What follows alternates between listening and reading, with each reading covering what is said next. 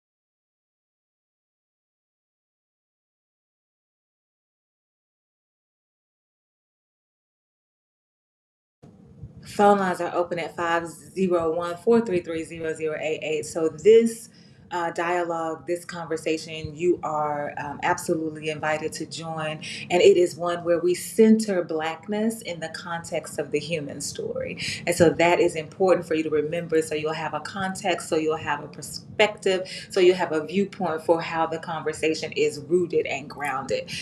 Today's conversation is also rooted and grounded in this song, Jesus is Love by Melvin Williams. I know many of you have heard the version that the Commodores sing, and that's probably the more popular version of this song. But it was important for me to use the version sung by Melvin Williams for a couple of reasons. First of all, let me give a shout out to him because he's from Mississippi. Mississippi in the house. Whoop, whoop. That is where I am from. And also, he and his family, the Williams brothers, that was the group that was formed by his father back in the 60s. They're the only family at the time that the publication was written that I was reading. They're the only family in Mississippi that had their own music label.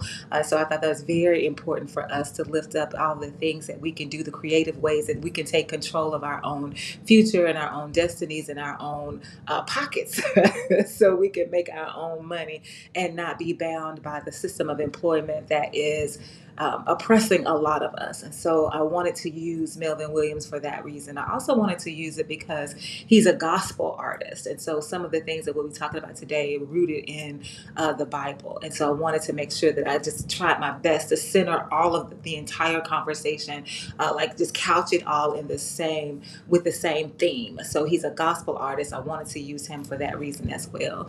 And so Jesus is Love is the song that Melvin Williams sings. I don't feel like I have to do a lot to expound on what he's saying about that. But there is this one particular line in the song that I think is interesting for us to consider on this day. As we're having this conversation, and it's the part where he says, "You're mine." That Melvin Williams claims Jesus as his own. Like we are in relationship together.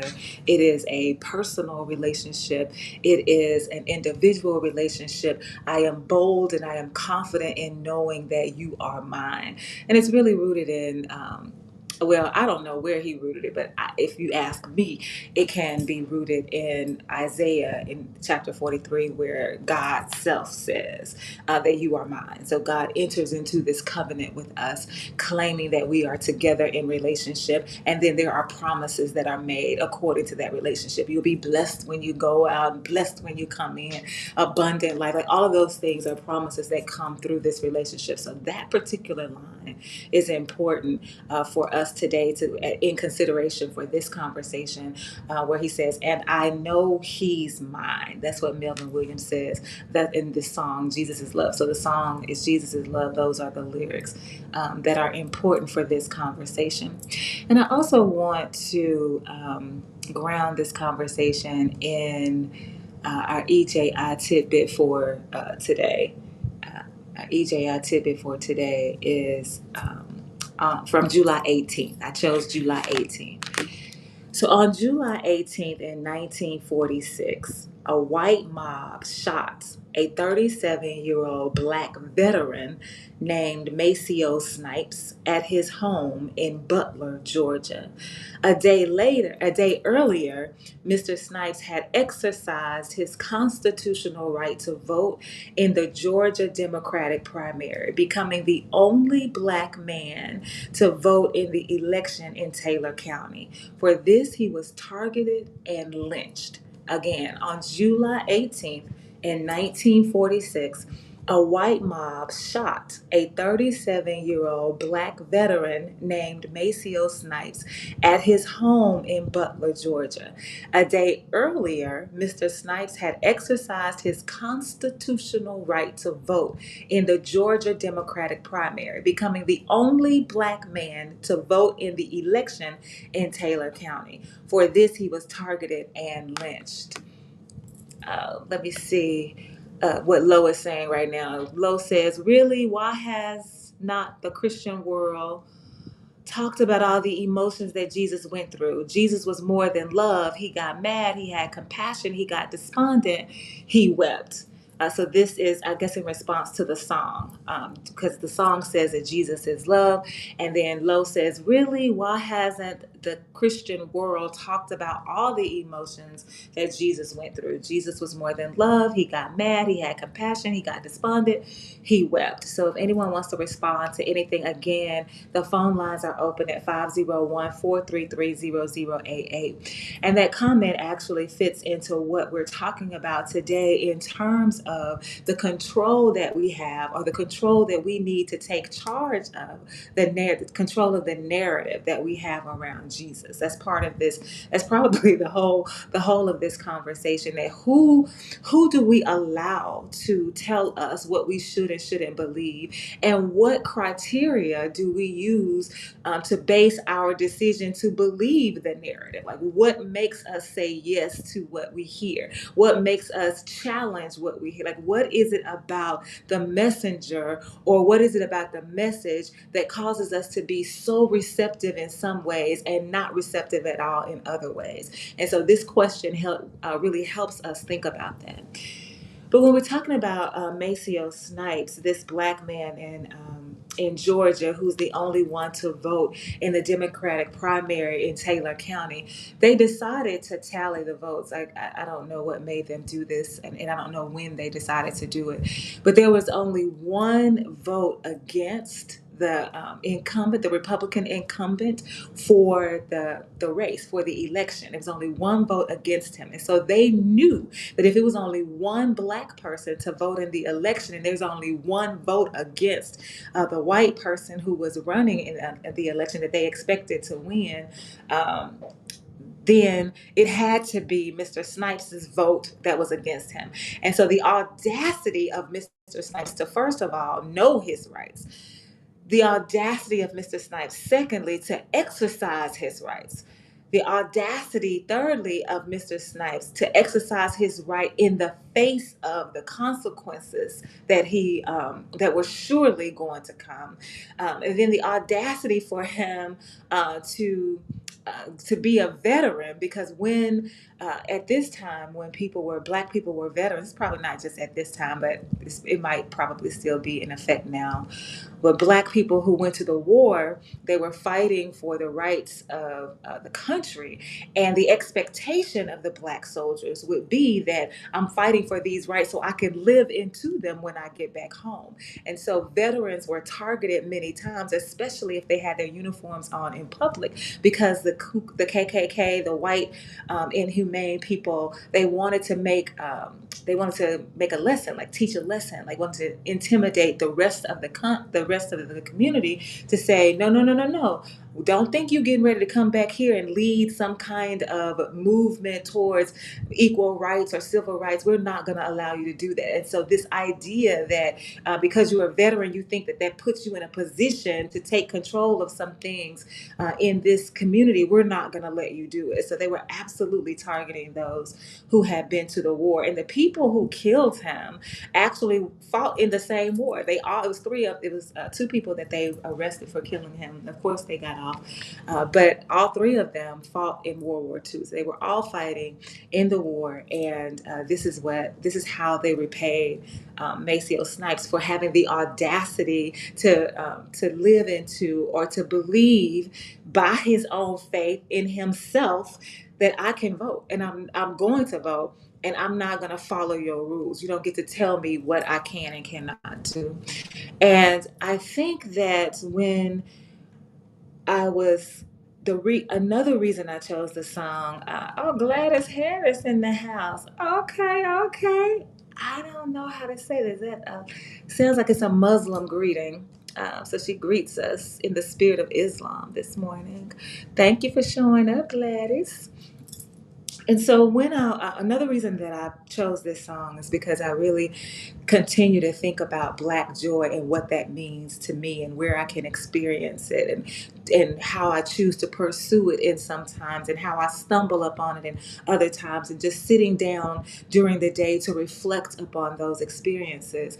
I cannot even begin to articulate in the most powerful way the Black joy that I experienced this weekend with Mrs. Garner. So those of you who were listening last week, Mrs. Garner was here on a Tuesday. She didn't say much at all because I misunderstood her. She called me at like 10 minutes after 8 on that Tuesday morning and said, "Aren't you going to the radio station?" I said, "Yes, ma'am." She said, "Well, I want to go with you." My assumption was that since she wanted to come to the radio station, that she wanted to talk on the radio. So I had to rush and get myself together because I wasn't expecting the call. So I hadn't, you have to make plans to get her up the stairs. Like, how are we going to get up the stairs? And I do have to be grateful and thankful to Toney in this moment, because I called him immediately and was like, "Listen, I'm running late. Can you please meet Mrs. Garner? She's going to be outside. I need you to help her get up these stairs." And because she's 97 years old, like, it was just a whole lot going on trying to make this happen for her to be with us and to show up on the radio so that we could hear her story and hear her voice. Oh, Gladys says the greeting means peace be with you. Okay, peace also unto you. I'm learning a lot.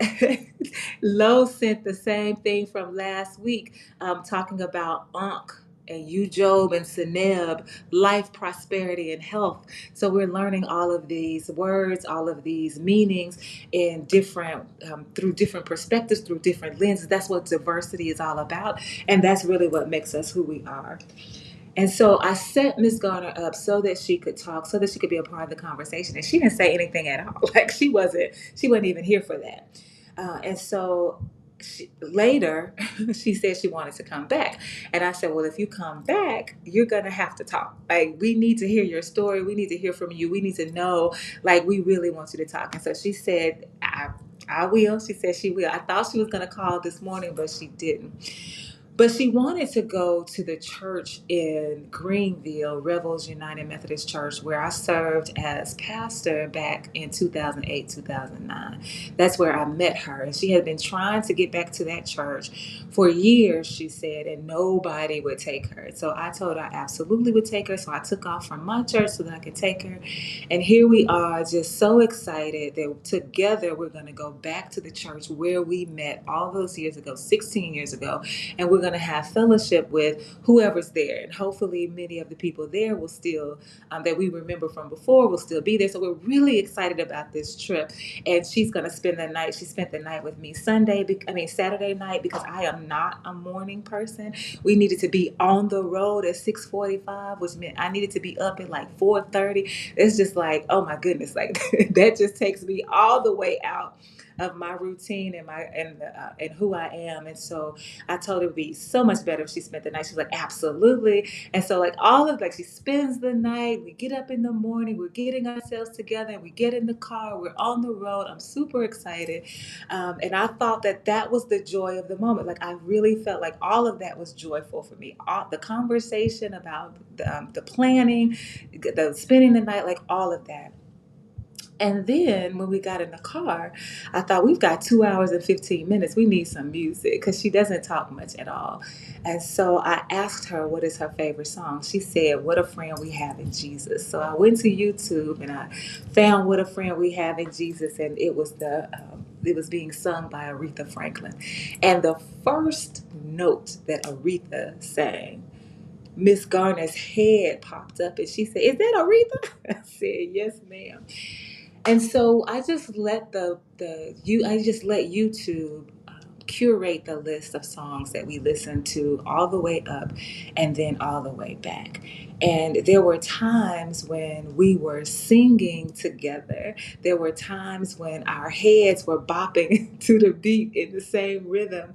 And there were times when our hands were folded into fists and we were slapping them on our thigh, particularly in this song, "Jesus is Love," at the end when he's saying, "Yeah, yeah, yeah, yeah." And And so there we are, just together, just rocking, actually, this was a moment of worship. We weren't talking about Jesus, but to commune together. That's what church is about. It's about communing together. You can do that anywhere, with anybody, talking about any person or any deity. And so we were having this moment, and it meant so much to me that I started thinking about what Jesus means to her and who Jesus is to me, and how vastly different those perspectives are, rooted in the same God. We call it the same God, but a totally different understanding, a totally different interpretation, a totally different living out of what it means to be in relationship with Jesus or with God. And so this song talking about Jesus is love and Jesus is mine, I felt was pertinent to this conversation about how we have the freedom and the liberty given to us by the very word, in the Bible, that binds us. The same words that people use to oppress us, the same book that people pull out words that are used to oppress us, in that same book you can find the words that will free you. And so I was thinking about all of that, and then I'm thinking about Mr. Snipes, because he decided that these rules, that this narrative that this world is continuing to rehearse and continuing to indoctrinate us around, about Black people being inferior and Black people should not have rights, and white people being superior, like this false narrative, this myth that frames these rules that tell him you cannot vote, you should not be a landowner, all of those things. He says, I don't care what you say. I don't care about the consequences. I know who I am. I know what I have the right to do, and I ain't scared. I ain't never scared. And this is what he's saying in 1946. Well, Miss Garner was born in 1928. And so when I was thinking about like who shaped the narrative and the world in which she's living, where we get this Jesus and we get this understanding of what it means to hope for freedom, what it means to wait for freedom, what it means to trust and believe for freedom, what it means to just wait on him. Just wait on him. We're going to tarry till he comes. Like how that is the foundation of her faith, that I will never ever judge as long as I am Black. I'll never judge the foundation of her faith. But thinking about how her faith and who she is and what she believes led to Snipes in 46 saying, I know who I am and I am free to vote, and that's what I'm going to do. And that's in 1946. And so then he takes these steps. He gives his life so that we can then in 2025, we should be further along on the journey towards that freedom. From Miss Garner to Snipes to us, we should all be saying that these rules that are set up to bind me, these rules that are set up to oppress me, these rules that have been set up to make me invisible, to erase me, you do not get to control the narrative of my life, because who I am is not contingent upon what you say. Who I am is contingent upon what I know for myself. So when Melvin Williams and the Commodore says Jesus is mine, is reminding us that we have our own relationship that nobody can tell us about. And I thought about all of these, the way that we use the Bible. And when I say we, particularly those of us who claim to be, profess to be, we really believe, like we really are convinced and fully persuaded, as Paul would say, fully persuaded that we have been called by God to preach a word to the people. How we use the Bible to deliver our message based on what it is we want you to believe. That's what we're doing. We're using the word to deliver the message that we want you to believe based on what we say we are hearing from the Spirit of the living God. The same Spirit of the living God that's talking to you. It's not this. It's The pastor don't have a different relationship with God. The pastor doesn't have a different avenue. The pastor doesn't have any more gifts and talents than you do in the way that you've been gifted in grace. What we have is just a different space in which we exercise the call that we have. All of us are called to do the work of justice in this world. And you can do that wherever you are. You're called to do it if you are a teacher. You're called to do it in the classroom. If you are a doctor, you're called to do it at the hospital. If you are a professor, you're called to do it at the university. If you are a daycare worker, you're called to do it at the daycare. So whatever your gifts and talents are, you too have a calling. Our calling just puts us in the church. That's the only difference. So here is Lowe saying, fear and courage cannot occupy the same space in your psyche. Fear and courage cannot occupy the same space in your psyche. That reminds me of John Lewis when he was talking about, when he was responding to the question of how is it that you can continue to fight for justice, knowing that it is possible, actually it's highly probable that you're going to get your head bashed in, that you could lose your life. And John Lewis responds by saying, it was only when I decided I was no longer afraid to die that I became free.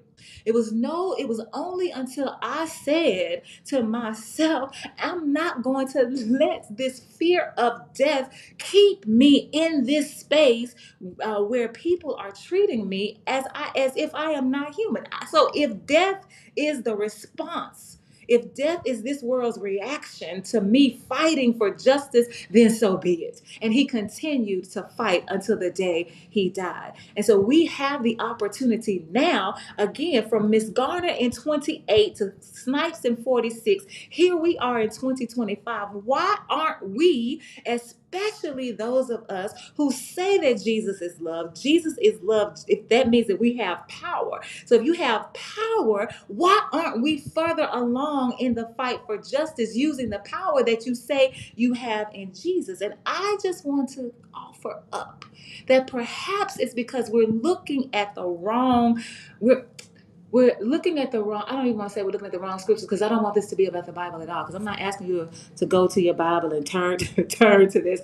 I'm simply suggesting that when we think about who we choose to be in relationship with, whether it is spiritually, whether it is emotionally, whether it is romantically, whoever we choose to be in relationship with, we can navigate that relationship by what we exchange, the ideas that we exchange. This is what I need from you if I'm going to be in relationship with you. And you say to me, this is what you need from me. And then we decide whether or not we can give each other what the other person needs. If we can give the person what they need, then we enter into the relationship freely and willingly. And we decide that we're going to continue to negotiate all the way through. As long as we are in relationship, we're going to continue to revisit what it is that we need from each other, so that the relationship can be healthy and remain healthy. We can do that on all levels. And so when the song says Jesus is mine, if you accept that, then you say, well, this is a relationship that I can navigate. I can say to Jesus, this is what I need from you. Jesus can say directly to you, this is what I need from you. And together you can figure out how to work this thing out. And we don't do that. What we do is we allow the world to tell us who Jesus is for us. How you gonna tell me who Jesus is for me? Especially when we see in the book of Joshua, where it says, "As for me and my house." As for me and my house, this is what we're going to do. And so I think about that. Sometimes I think we forget that the way that we operate with God is the same way we operate with people. So if I were to say to you, if I were to ask you, if I can come into your house and do whatever I want to do, if you say to me, okay, Denise, when you come into my house, it is important that you take off your shoes at the door. All right. So I say, okay. So I understand that that is what you need from me. We are in relationship with each other. You say take your shoes off at the door. When I walk in, if I decide, no, I ain't taking off my shoes, I don't care what your rules are, I really believe you would have something to say about that. I really believe you would have some kind of response to that. I really believe you would have some kind of reaction to that. How dare I show up in your house and tell you that I'm not going to obey your rules because I just want to be contrary? That's just not how relationships work. So if you would not allow anybody to do that in your house, when you have this faith that's rooted in your belief, in your personal relationship, and you say, this is how we are going to worship, this is how we're going to believe, this is how we're going to live into our faith, then there shouldn't be anybody in this world that can tell you, no, you got to serve the way I tell you to serve. You got to believe what I tell you to believe. In your house, you got to do what I say. That's just not how it's supposed to work, and that's not how it should work. So in 2025, why are we allowing somebody else to narrate our lives, whether we're talking about Jesus or whether we're talking about justice? Because the way I practice my faith, Jesus is justice. And so for you to tell me that I got to live according to your rules because of how you see Blackness, because of how you see people of color, because of how you see the system of white inhumanity, for you to tell me that that's the mandate as if I have no control, then you don't understand the power of the relationship that I have that says, no, no, no, no, no. I know who I am. I understand the relationship that I've entered into that gives me the power to resist, the power to fight, the power to struggle and not be scared. So here's Lo saying, one of the ideologies coming out of the Christian church that has hampered our liberation is the concept of prosperity ministry. I'm laughing because I've been talking. We just talked about that in Sunday school. Miss Garner wanted to make it there in time for Sunday school, so I got her there. We were late, but we did get to Sunday school, and we talked about this very thing. The lesson was rooted in the story of, so when Lo said earlier, we're not talking about all of the emotions that Jesus expressed, because Jesus expressed the emotion of anger. So we talked about the story of when Jesus goes into the temple and he sees that they have set it up as a marketplace and they are selling things in what's supposed to be sacred space. And Jesus looks out, he sees what is happening, and he is absolutely livid. So he drives out all of the money changes, he drives out all the animals, and he flips over the tables, and he's like, this is supposed to be a house of prayer, and you have turned it into a den of thieves.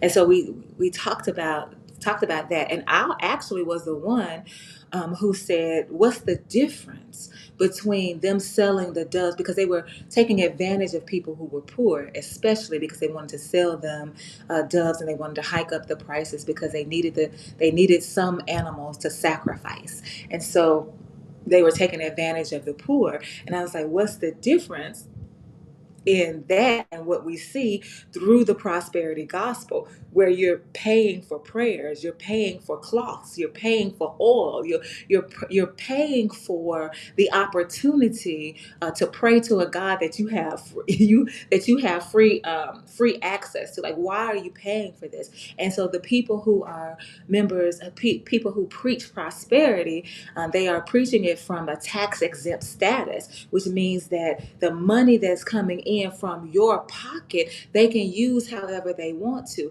If it was taxed, at least some of it would be used to take care of the community that surrounds the church. But because it's tax exempt, they can use the money to their own benefit. And that's what we find them doing. And so that's why we have all these stories about all these scandals, about all of these people,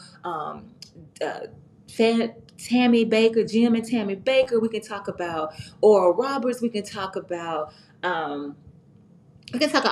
Kenneth Copeland. We can talk about all of these people. We can talk about Jamal Harrison Bryant. We can talk about T.D. Jakes. We can talk about Creflo Dollar. We can talk about all of them that are caught up in this notion that you're supposed to, that your relationship with God, you benefit materially, and you should, and you know it's true because look at me, because your pastor driving a Rolls Royce or a Bentley and he dressing in Gucci or all of those things. And so this it's really not prosperity, it's capitalism. And so we as Black people, we buy into it because this world creates so much lack for us. We've got children who are hungry. We've got sheltered situations that are unsanitary for us, where you've got holes in the roof of your home and they will not fix it. That's creating all kinds of environmental damage in your home and to your lungs and the lungs of the people in your house. Like,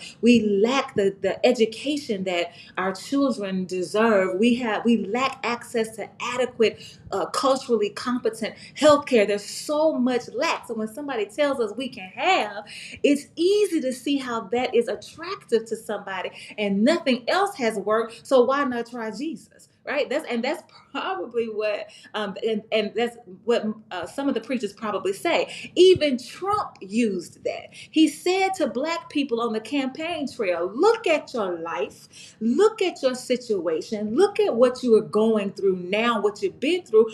All the things that you have tried have not worked. Why not try Trump?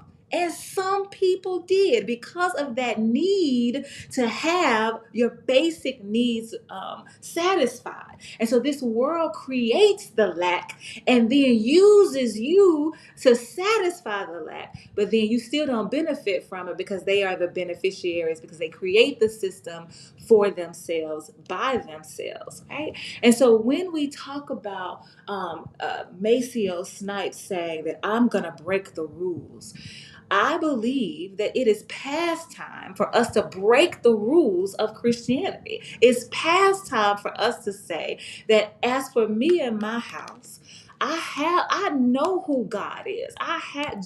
Jesus is mine. This is my relationship. This is my house.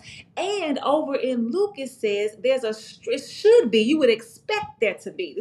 This is Luke's expectation. Luke makes the assumption that in your house, where you say you're going to do it, you're going to live according to your own rules in your own house, Luke expects there to be a strong man in the house.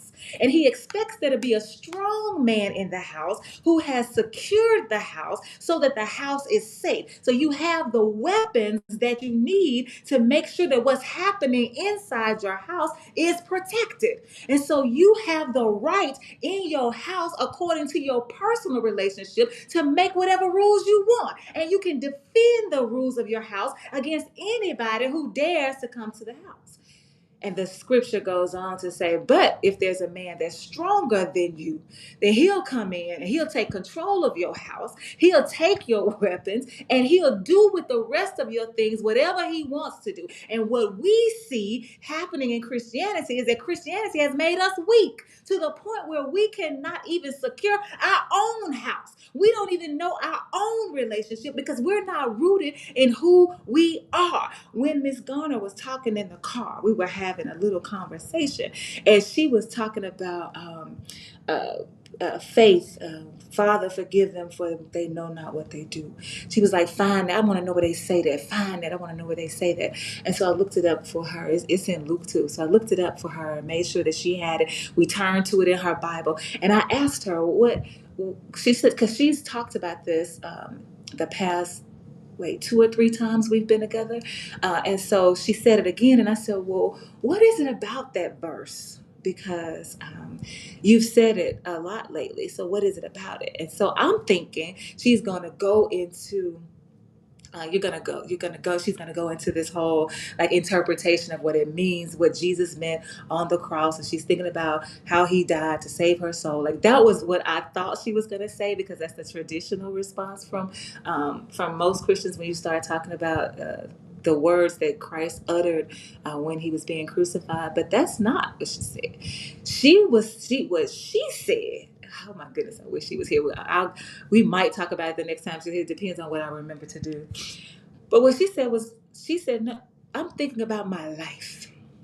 When I reflect upon my life and I think about all the bad things that have happened to me, when I think about the fact that when I was on my job, they tried their best to get me off that job, and every single person that treated me wrong is dead and gone, and I'm still here. When I think about the people that are taking advantage of me because I'm 97 years old, when I think about all of that, I don't worry because I know who I am, and I know that they're gonna get there. I know that the spirit that is within me is gonna make sure that they pay for what they've done to me. You don't get to do me any. This is me now. You don't get to do me any kind of way, and I just sit back and let it happen. So that's her foundation from 1928, and then in 1946, Snipes was sitting down with his mama, having dinner at the table in his grandfather's house, when the white people showed up and knocked on the door. And she went and answered the door, and they said, tell him to come out. And they lied on him and said that he owed them $10. That's why they were they didn't have any business at his house. And we talk about, wait, as for me and my house, the narratives that this world gives us don't have any business there's no reason we should believe anything that this world tells us. There's no reason that we should buy into any theology that they give us. There's no reason for us to buy into any system, not the systems of child support, all the stuff that we think that they're doing for us. We should not buy into any of that because it's all lies. And we have the right to say, I am not going to live by what you tell me. I'm going to live by what I know. And what I know is that I was created to be free. And what I know is where the Spirit of the Lord is, which is in me, there is freedom. So I have a right to be free, and I'm going to fight for it because it's mine. And I'm not going to wait for you to give it to me because who is that? King talks about why we can't wait. I'm going to demand it. And I'm not just going to demand it with my mouth. I'm going to demand it with my actions, even if it means my life is on the line. And so Lowe says, however, the Bible lays out the ground rules for slavery.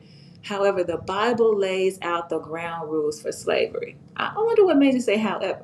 So I'm saying, okay, so let's go with that. So the Bible lays out the groundwork for slavery. If you believe that, and if you can see that, because we talk about the entire book of Exodus, which really the story of God's people really begins with Exodus. We done made up Genesis because somebody said, I feel like we can't just start right here. I feel like we starting in the middle. Let's not start in the middle. Let's give this an introduction. Anybody that's writing a book like me, you gotta get people there. You gotta introduce them. You gotta guide them. You gotta set it up for them. And so instead of saying, well, let's talk about the Exodus, how the slaves were freed, how Moses freed them, we can't just start right there. How did they get there? Let's make up this story about how did they get there, what was happening. And so that's what we see. But when we think back to the Bible that the people who were enslaved received, it didn't include Exodus. And so when Lowe says the Bible lays out the ground rules for slavery, if that's what you believe, then why are you worshiping in a religion that's rooted in the Bible that lays out the groundwork for you to be a slave? Why are you continuing to worship in a denomination, or worship in a religion that tells you that Jesus is your master and you need to get down on your knees because you ain't nothing but a sinner who's worthless? You just an old wretched sinner that I am. That's all you are. That's all you'll ever be, because this religion of Christianity never allows you to grow up. You are always a child of God. You always got to do whatever he says. Like, why do you worship? So that is the point that I am making. You have the power to create whatever your relationship is with whoever your God is. You can make the rules because the rules are designed for you to serve you in your spirit and give you what you need to live free. The whole point of Jesus is justice. This Jesus about, oh, he died on the cross for my sins.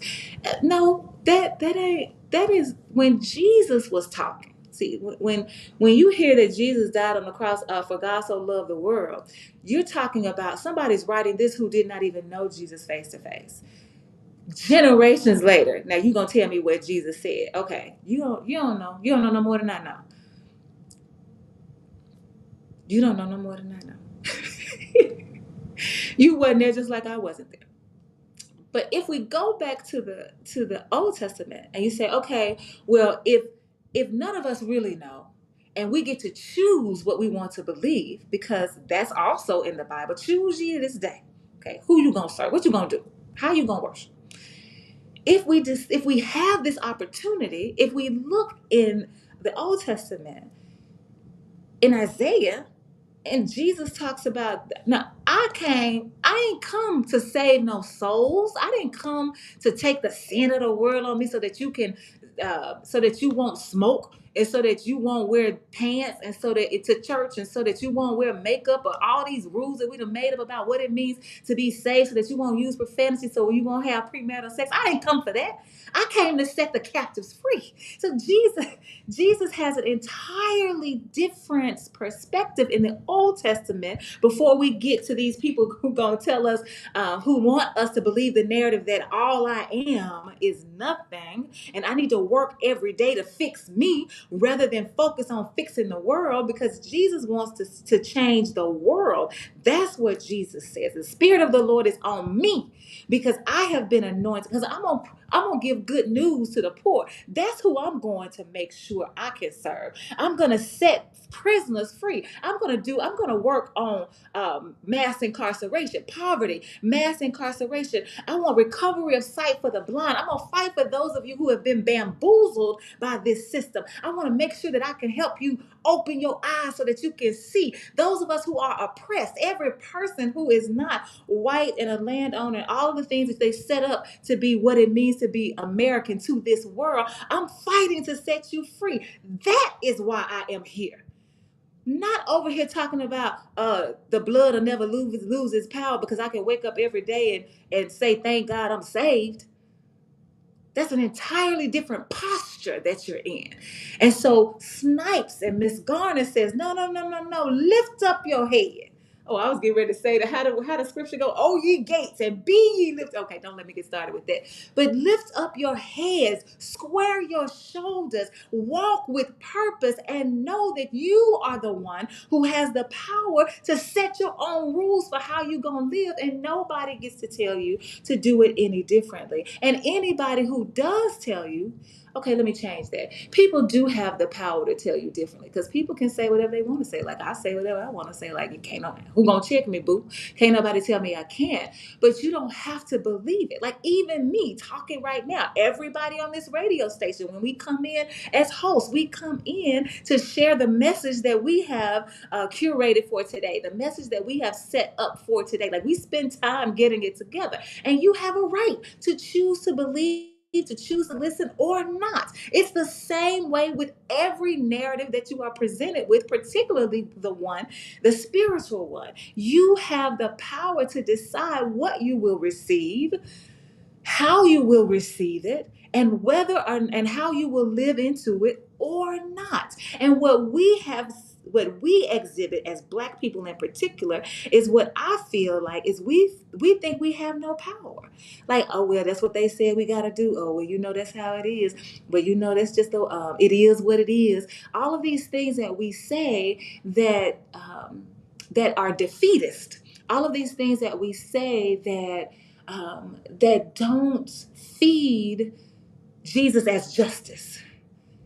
And that is what we have to do, is reclaim our power that the Bible and the Christian religion strips of us through its interpretation from the perspective of the white man. I don't know why we believe this stuff. I really have been trying to figure that out. Just because they say it, why do we believe it? We've got a history of folks. We talked about Denmark Vesey not too long ago. We got a history of folks. We talk about Sojourner Truth and Harriet Tubman and Fannie Lou Hamer. Josephine Baker. We have a history of people who have shown us the way, who are the beacons of light, who help us see what faith looks like. Walking by faith and not by sight means that I'm going to do whatever it takes, whatever I'm led to do to be free. That is the goal, to be free. So they did all of this work. They laid all of this foundation. They paved this path. They light it up with their stories every single day that we remember them, and we turn around and spit in their faces because we like, oh no, Jesus will fix it after a while. God gonna provide while I just sit here and wait. Wait on him. Wait on him. We start shouting. We be falling all out. Wait on him. How long y'all gonna wait? Because we used to say 400 years. Are we up to 500 years yet? How long y'all gonna wait? And so I wanted to just encourage us today to, I don't know. No, I don't think I want to encourage you. I don't think that's the word I want to use. I want to remind you, because when Wendell Griffin and Alan Buzak were here, they were going around the city, and they were having these meetings about the book that they had just written. I don't remember the name of the book. I'm sorry, Judge Griffin. But one of the things that Alan Buzak said that has stuck with me is that we have to unlearn and we have to unremember, because our story did not start with the enslavement of our bodies on the United States soil. That's not where our story started. That's what they tell you, that they want you to believe, that that's all you are is a slave. That's all you who have ever been is a slave. And that's all you're ever going to be. That's the story. So that's what we've been conditioned and programmed to believe. Is we say, you got to unlearn that. And you got to, every time it comes up in your memory, you got to unremember that. You got to erase it. And so I'm reminding us that our story of who we are as Black folks and people of color, members of the African diaspora, set in this human story, our story reminds us that we have power. We have always had power. We still have power, and we can exercise that power based on who we know that we are. We are the divine. We are the gifted. We are the talented. We are the creative. We are the innovative. We are the ones who are.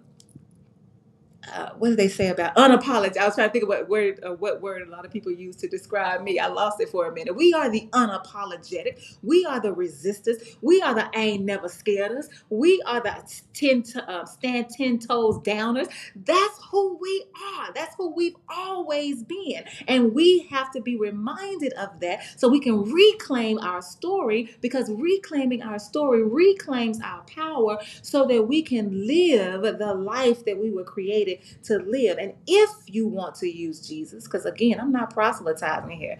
And when did I stop? I stopped baptizing people in 2014. I stopped leading people to Christ in 2014. I stopped writing out the prayer of salvation and making cards so that I could evangelize, going door to door to make sure that people knew that there was a God and his name was Jesus. I stopped that in 2014. I'm not doing that. So, but if that's what you need, because I'm not trying to step on your toes. If that's what you need, then reclaim the story of Jesus so that you will know that Jesus is justice, that Jesus came to fight the systems, that Jesus railed against the church. As a matter of fact, Jesus ain't had nothing to do with church because it wasn't no church. It was a temple because Jesus was Jewish. Oh my goodness, the lies that we tell. So if that's what you need, make sure that whatever your faith is, whatever your faith practice is, that you know that the relationship with your faith in whoever it is yours. And nobody gets to set the rules for how you live out your faith. And whatever they are telling you that's making you say, wait a minute, unlearn it, unremember it. Stop practicing it. Don't tell nobody else, and stop teaching it to your children. That's all you got to do. And then we will be more likely to honor Miss Garner's life from 1928 and to honor Mr. Snipes' life from 1946 with the way we choose, because we have way more choices than they did, the way we choose to live in 2025. So that's what I got for you today right here at Community Voice. Thank you so much for joining us live right here for Community Voices. There's no doubt in my mind that your girl Lola is coming up with the next 2 hours. She's got music that's designed just for you. I think I said it wrong. If I think back for a moment, I said those of us who are hosts. Did I say DJs? That we spend time putting this together, what we want to present to you. If I said it was just the hosts, then I misspoke. It's everybody. The DJs make sure that they have a playlist that works just for you. Even the music is designed to educate. Even the music is designed to inform. Even the music is designed to empower you. So don't touch that dial. You've got 2 hours of Jazzy Tuesday coming up right now. And your girl Lola always likes to start with the ladies. And so I want to get her started. I'm going to bring her in with this song by Bonnie Raitt. And I really just hope that you focus on the words, which are the title of the song. I can't make you love me.